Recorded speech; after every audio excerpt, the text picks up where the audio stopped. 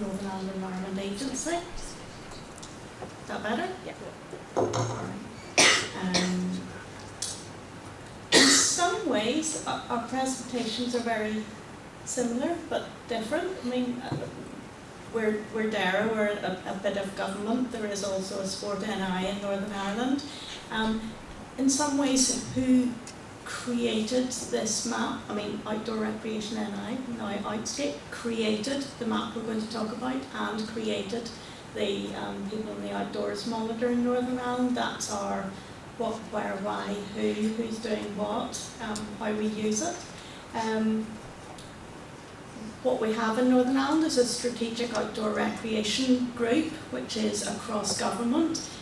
Doesn't meet very often, but what it does do is kind of agree generally the holistic, what we collectively need across government and agencies to be able to progress and move forward. So what we didn't have in Northern Ireland was the mini survey that was in England, the monitoring engagement in the natural environment. We didn't have a GreenspaceNI map, and we had antiquated legislation, which is what we still have. And lots of the public don't care, and we know this, public don't care who owns something. What they care is that they can go out there and do things. So me, yes, I work in Northern Ireland Environment Agency, which is in the Department of Agriculture, Environment and Rural Affairs. We've moved about a bit in government departments, and we work really closely with and fund Outdoor Recreation NI and now Outscape to do this, because they can work so much better across lots and lots of different bodies.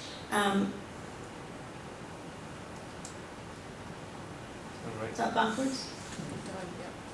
Did the same presentation. What we have now, okay, just to give you a wee where we're going to get to at the end of this presentation, is an analytical tool which shows all the places and spaces that the public can go.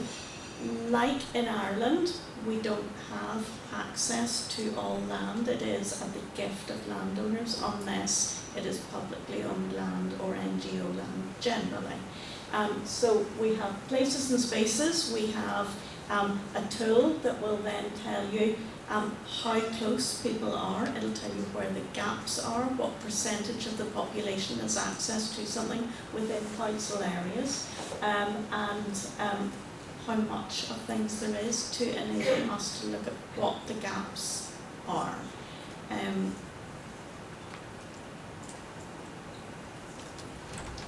Is this our video?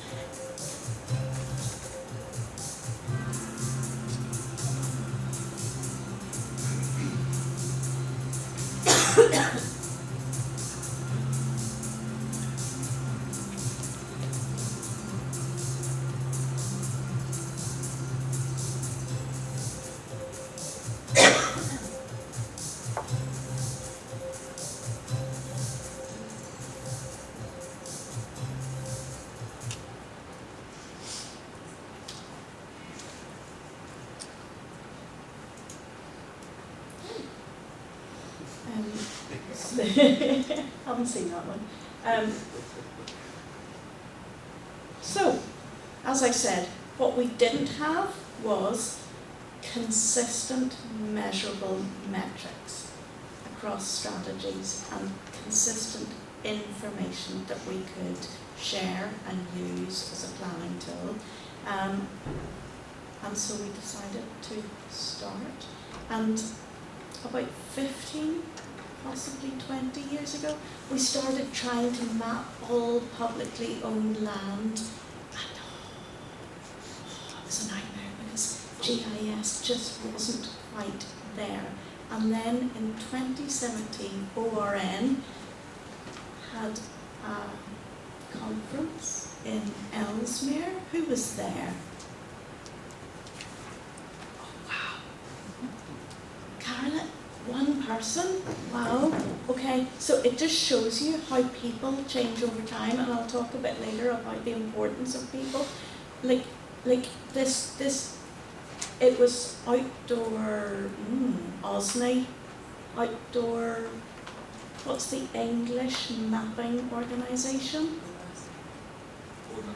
Ordnance Survey England, yeah. And they were the lead on this conference, and they showed us the green space map and that there, and it made us think, okay, the tech is now there to be able to do it now. Most public organisations in Northern Ireland haven't quite got, all of it yet, but it's getting there, isn't it? And I'll show you how we actually got there. So the tech was there to be able to do it, and Outscape we were able to fund from government to actually bring together the knowledge and the people, the sort of folks that are in this room, every single last one of you, to actually bring that together and turn it into something very, very usable, which you will see later on. It's about people, places, nature, plans, what we want to do, where we want to do it, but we need to be able to get that into all the policies. We need to change the legislation. We need to update we haven't got our updated outdoor recreation strategy. We didn't have a government, now we have. We're actually going to be able to move forward on those policies that we need to be able to drive the money to be able to put in place more infrastructure.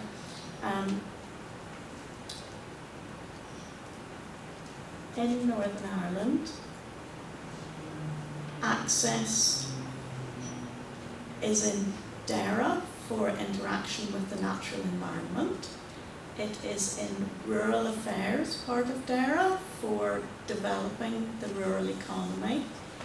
It is in sport for being active. It is in communities for bringing together communities. It is in health for people being healthier and active.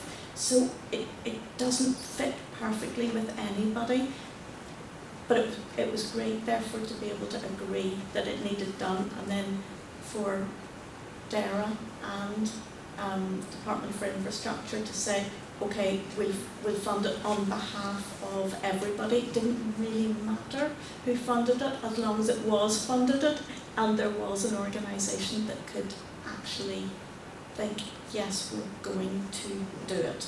And we want it so that we can then take the policy and put it, hopefully, into our programme for government, now that we have a government, to increase the percentage of the population within 400 metres of publicly accessible green space.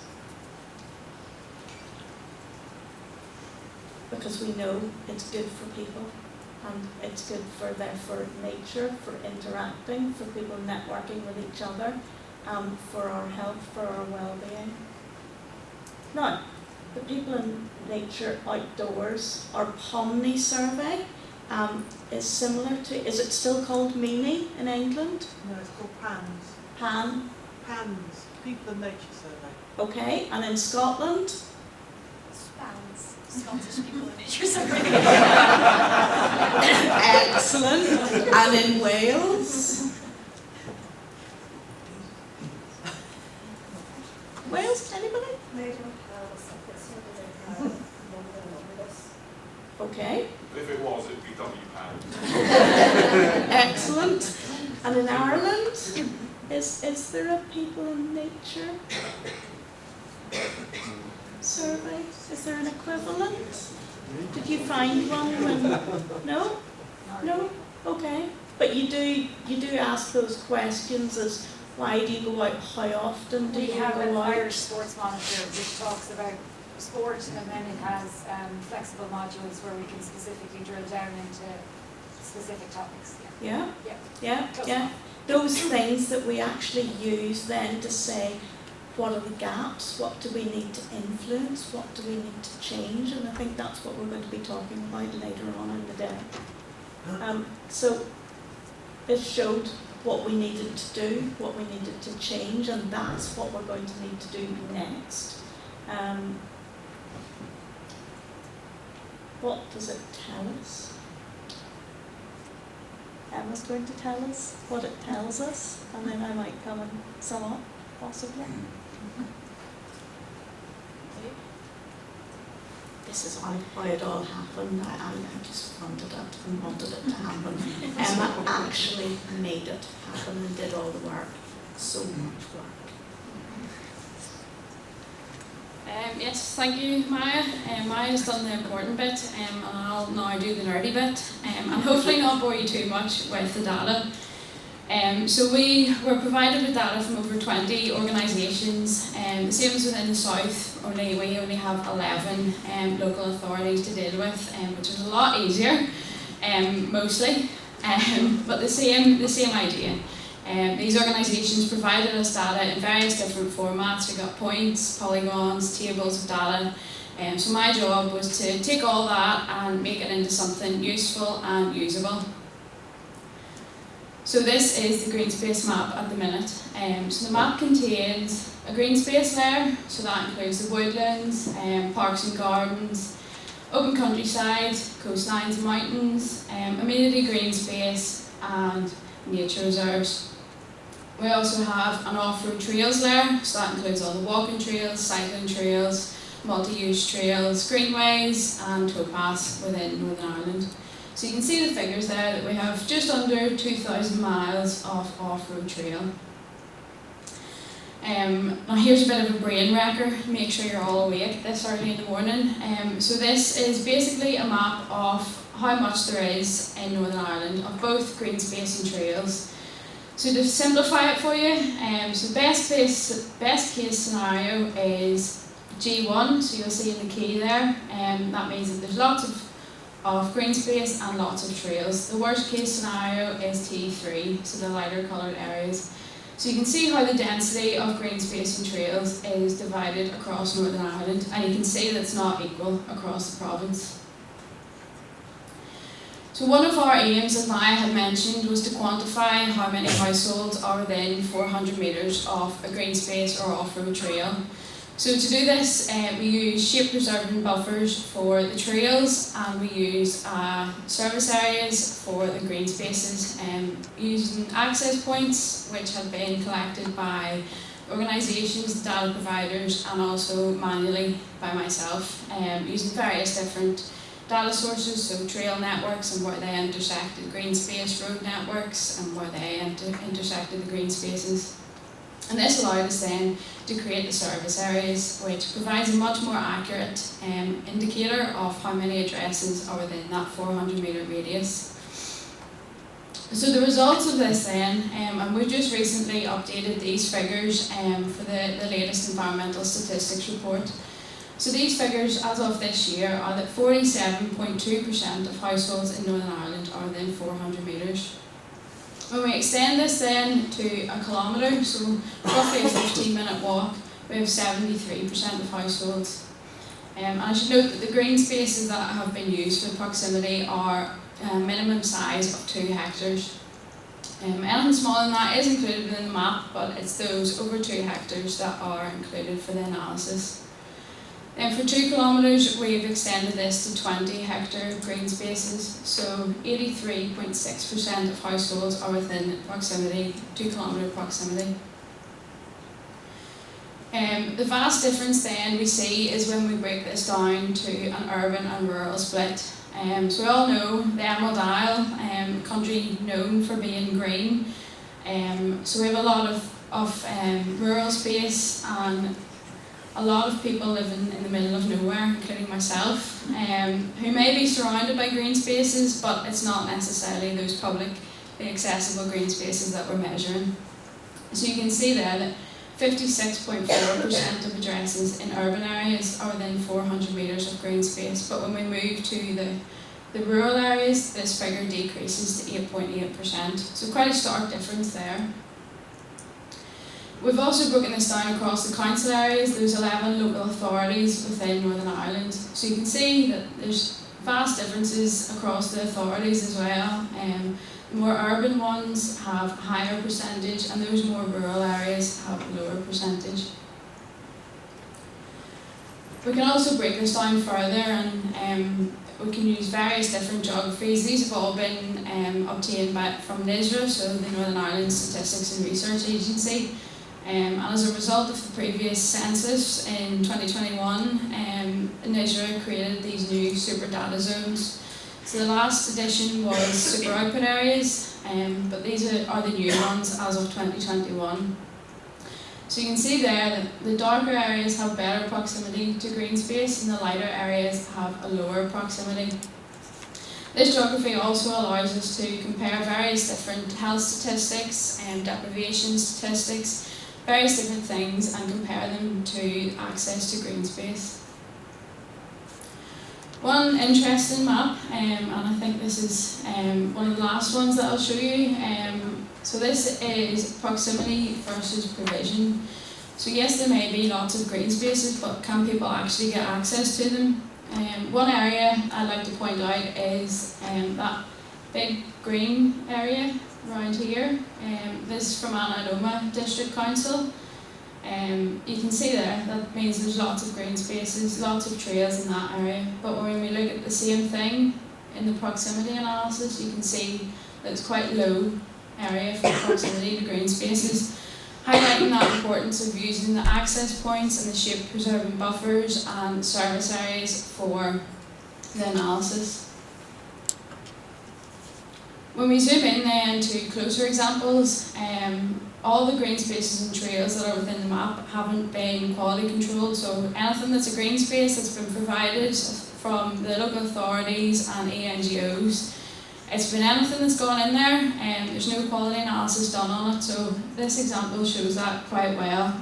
Example 1 is an area in Derry, so this is the green areas are green space.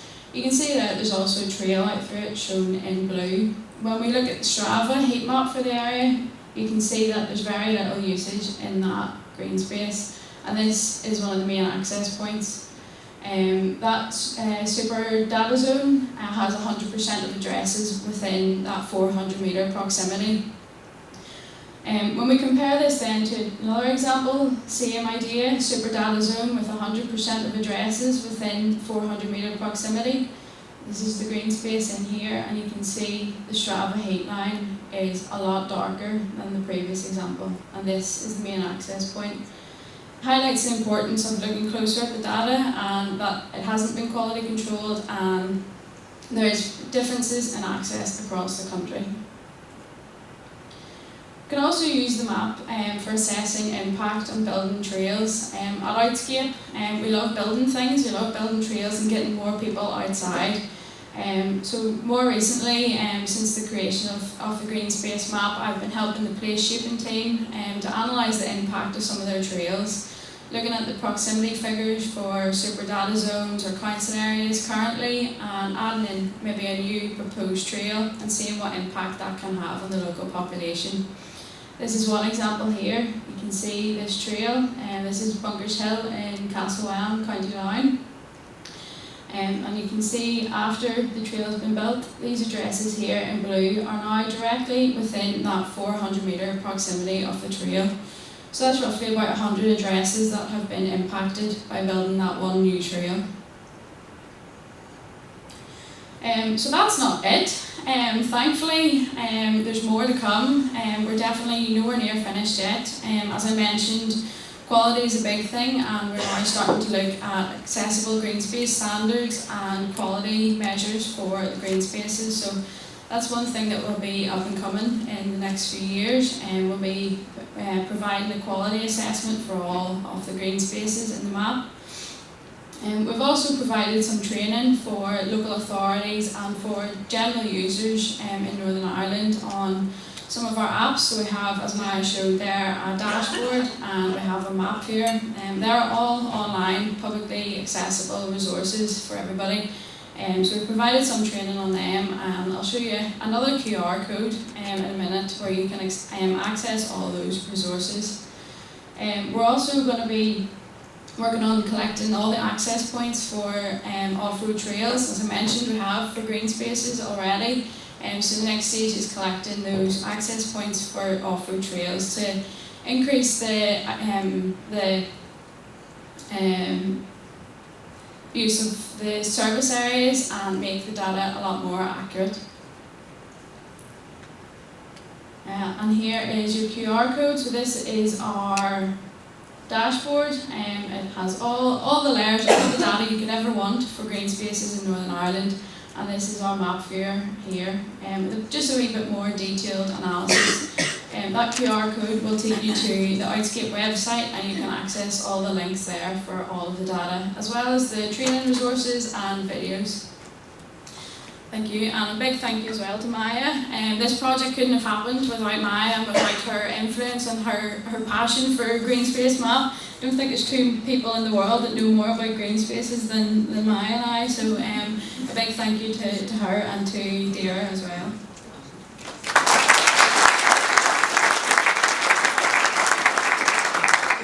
So just to say, one of the other things that we are really, I guess, wanting to move towards then is to update the Outdoor Recreation Action Plan for Northern Ireland and the legislation as well. Following in some ways what Ireland has been doing, you've been able to move so much faster on that, and even during COVID, which is fantastic.